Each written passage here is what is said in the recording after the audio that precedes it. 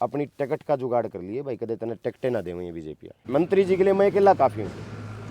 मंत्री जी के लिए ना गुरु की जरूरत है ना बाबू बेटा की जरूरत, मैं अकेला काफ़ी हूँ। अपनी टिकट का जुगाड़ कर लिए मंत्री जी, बड़े चुनाव की का कर ले, छोटे की का कर ले, तेरा जुकर जी करे उसे चुनाव की टिकट का जुगाड़ कर ले। उसने बीजेपी वाले टिकट देनी उती लोकसभा की देवें, लोकसभा में आ जाए, उती विधानसभा की दें, उती विधानसभा में आ जाए, इसकी छुट्टी है।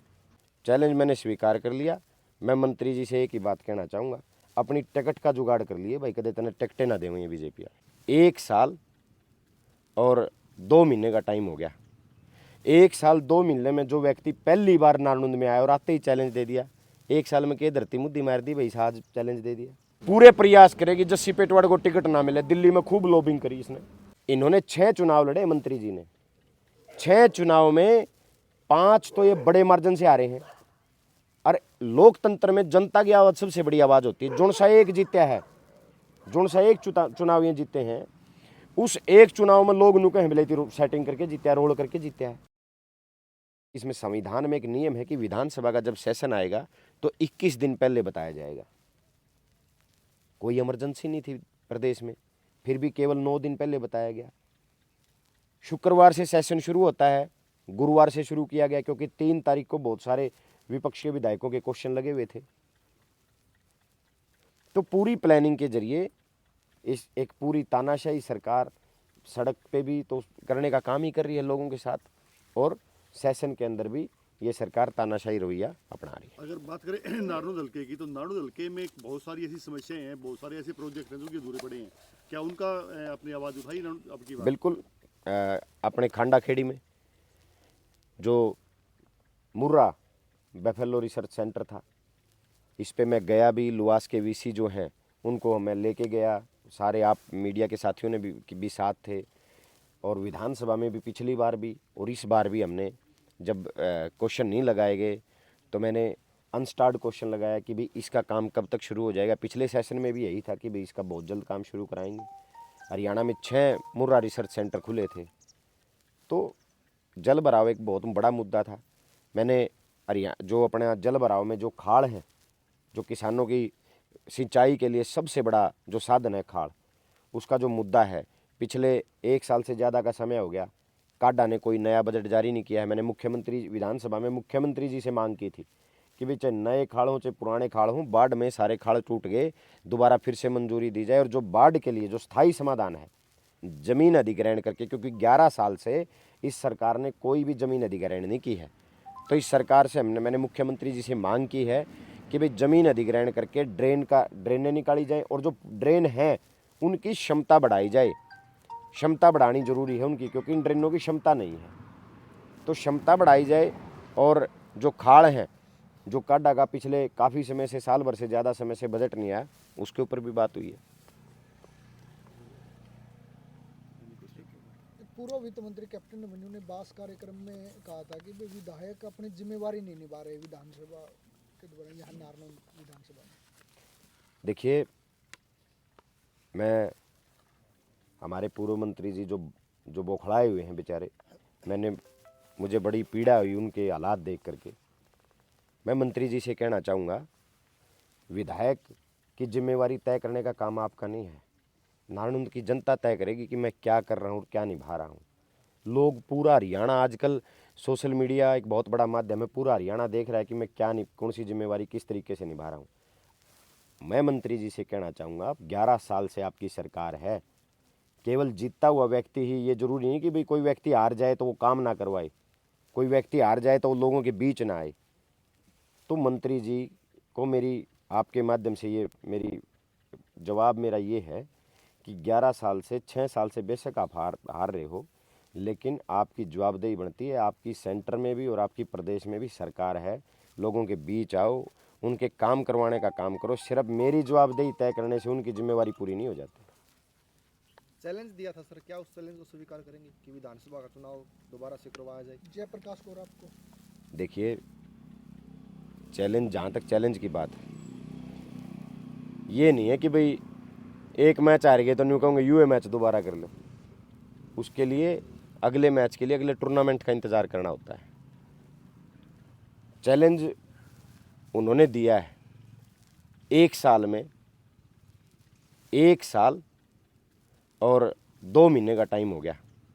1 साल 2 महीने में जो व्यक्ति पहली बार नारनौंद में आया और आते ही चैलेंज दे दिया, 1 साल में के धरती मुद्दी मार दी भाई, आज चैलेंज दे दिया कि मैं यूं तो हो कि भाई हाँ भाई टाइम हो लिया है, 4-5 साल बीत गए, मन ने इतना ज़्यादा काम करा दिया, मैंने तो इतने काम करवा दिए हैं इस नारनौंद में बिना हार के भी, और जो भाई जीता हुआ है वो कुछ नहीं करवा पा रहे, तो उस चैलेंज की कोई है परिभाषा। चैलेंज मैंने स्वीकार कर लिया। मैं मंत्री जी से एक ही बात कहना चाहूँगा, अपनी टिकट का जुगाड़ कर लिए भाई, कदे तने टिकटें ना देवें बीजेपी। तेरा काम है आई बार प्रदेश अध्यक्ष खातर भी, लोकसभा खातर भी भाजदा फिरी जा है। मंत्री जी मेरी आपसे एक निवेदन है, अपनी टिकट का जुगाड़ कर लिए। गुरु की बात करे है, बाबू बेटियाँ की बात करे है, वो तो बड़े पहलवान है, बड़े पहलवाना की सलाह तो मैं अपना आप जरूरत पड़ेगी तो ले लो। मंत्री जी के लिए मैं अकेला काफ़ी हूँ। मंत्री जी के लिए ना गुरु की जरूरत है ना बाबू बेटियाँ की जरूरत है, मैं अकेला काफ़ी हूँ। अपनी टिकट का जुगाड़ कर लिए मंत्री जी, बड़े चुनाव की का कर ले, छोटे की का कर ले, तेरा जुकर जी करे उसे चुनाव की टिकट का जुगाड़ कर ले, मैं तैयार हूँ। तेरा जी करे कोई भी मैदान में आ। ये स्वीकार जो चैलेंज किया सर, ये विधानसभा किया लोकसभा किया या जस्सी पेटवाड़ी की? जो उसने बीजेपी वाले टिकट देनी उती लोकसभा की देवें, लोकसभा में आ जाए, उती विधानसभा की दें, उती विधानसभा में आ जाए, इसकी छुट्टी है। आपकी क्या मनसा सर, जस्सी पेटवाड़ा अगला चुनाव जो विधानसभा का नहीं लड़के लोकसभा का चुनाव लड़ेंगे? मैं तो पार्टी तय करेगी मैं क्या करूँगा क्या नहीं करना। मैं इस भाई के चैलेंज का जवाब दे रहा हूँ, इसका जड़े मर्जी जी करे, लोकसभा में जी करे, इसने अपनी पार्टी की टिकट पक्की कर ले। पहला यू मैंने लगता को नहीं थी बीजेपी वाले टिकट देंगे, यू अपनी पार्टी की टिकट पक्की कर ले। जड़े इसकी टिकट पक्की ओड़े मैंने बता दे, ओड़े इसके लग उड़ जाए, इसने तो सूते सूते भी हरा देंगे यार। इसको हराने के लिए किसी दूसरे व्यक्ति की जरूरत नहीं है, इसको खुद का घमंड ही हराता है। ये व्यक्ति अभिमान में घमंड में इतने चूर हैं, इनकी भाषा देखी होगी आपने, गुरु चेला आ जाओ, बाबू बेटा आ जाओ। अरे बाबू बेटा ने 6 महीना में 2 इलेक्शन हराया क्या, रोहतक तो आड़ा गाल रखा है। अरे जिस बाबू बेटे की आप बात करें वो बाबू बेटा 11 चुनाव पिछले 20 साल में जीत रहे हैं। इन्होंने 6 चुनाव लड़े, मंत्री जी ने 6 चुनाव में 5 तो ये बड़े मार्जिन से आ रहे हैं। और लोकतंत्र में जनता की आवाज़ सबसे बड़ी आवाज़ होती है। जोन सा एक जीता है, जोन सा एक चुनाव ये जीते हैं, उस एक चुनाव में लोग नुके हिमलेती सेटिंग करके जीते हैं, रोल करके जीते हैं। तो 6 चुनाव में से 5 चुनाव हारने वाला व्यक्ति किसको चैलेंज दे रहा है? जो व्यक्ति 6 बार तो विधानसभा पहुंच चुका है, एक व्यक्ति 5 बार लोकसभा चुनाव जीत चुका है, एक व्यक्ति जो 6 चुनाव जीत गया, 4 लोकसभा के और 2 विधानसभा की जीत गया, उनको ये व्यक्ति चुनाव दे रहे हैं। तो ये घमंड की, अहंकार की पराकाष्ठा है। उनती चैलेंज देने की जरूरत नहीं है। मैं बैठा हूँ आड़ा चैलेंज के लिए, मंत्री जी के चैलेंज के लिए। अपनी टिकट का जुगाड़ कर ले, चक्की तियाँ तय कर ले, मंत्री जी की खुली छुट्टी है। और चैलेंज मैं देता हूँ भाई, आज चैलेंज 4 साल बच रहे हैं भाई। अगर मंत्री जी दम है तो 4 साल मेरा गला आड़ा हल्का मिला, 7 दिन आड़ा हल्का मिला मेरा गला। लोगों ने वोट देने की मशीन समझे हैं। आओ दम है तो यहाँ 7 दिन मैं भी लाऊंगा और मंत्री जी भी लाओ, यूँ है चैलेंज तो, ताकि लोगों का किमें भला उसका। ये चैलेंज मुझे नहीं है, ये चैलेंज नारनौंद की 86,000 मतदाताओं को चैलेंज है इनका। मेरे को कहते हैं बोले भाई भूल गया 3,000 वोट आए थे। अरे मेरे तक तो लोग 3,000 तक 86,000 तक ले गए 5 साल में। अपना रिपोर्ट कार्ड दे कि तू कहाँ से कहाँ पहुँचा।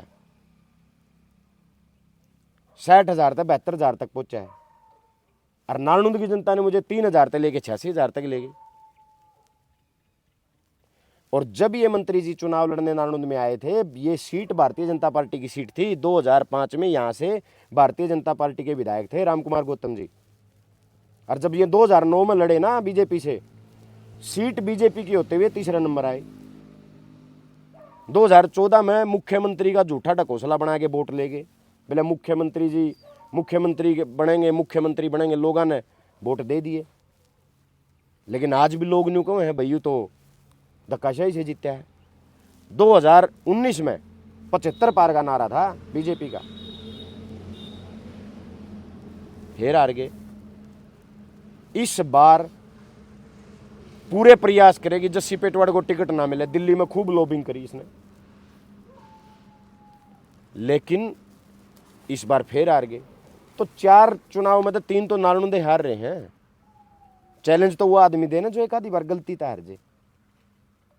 अरे जो आदमी 6 में से 5 चुनाव बड़ी बुरी तरीके से हारा हो, वो आदमी भी चैलेंज देता है। तो मैं ना तो इस चैलेंज का कोई अर्थ समझता। बौखलाहट है उनकी। मैं तो ये कहूँगा, इस बौखलाहट को, इस घमंड को छोड़ो और इस नारायण, आपकी 11 साल से सेंटर में और प्रदेश में सरकार है, आप अपना यहाँ योगदान देने का काम करो। विकास कराया कि नहीं कराया। एक और बात कहूँ भाई, गंद खिंडा रखा है बोले गुरु चेलन तड़के बेला फ़ोन कान का ला ले। फ़ोन तो भाई जिसके द्वारा लोग आऊँगे, ये लोग बैठे हैं, ये मेरे पास फ़ोन करवाने के लिए बैठे हैं, तो फ़ोन तो करने पड़ेंगे। अब आप किसी ने मंत्री जी मिलो तो आए थे नहीं। आपकी कोठियाँ में बड़े बड़े मुँह है, कुत्ते बंध रहे हैं, तो ये बाप कहा हुआ कौन। और गंद खिंडाने की बात सुन लो भाई।